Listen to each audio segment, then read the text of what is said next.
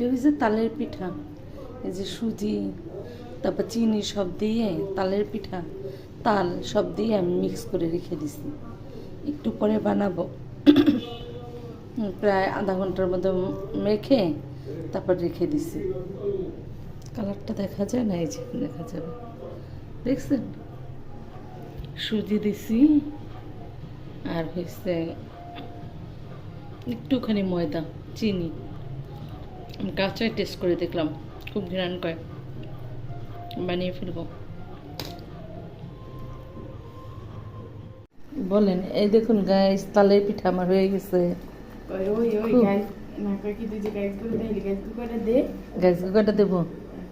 Guys আপনাদের কয়টা দেবো? ঠিক আছে। হ্যালো গাইস, এই যে তালের পিঠা হয়ে গেছে, দেখছেন? 2 বার বানিয়ে খেয়েছি, সকালে একবার, আবার আজকে বিকালে বানাবো। বানিয়েছি, দেখেছেন গাইস? হ্যালো গাইস, তালের পিঠা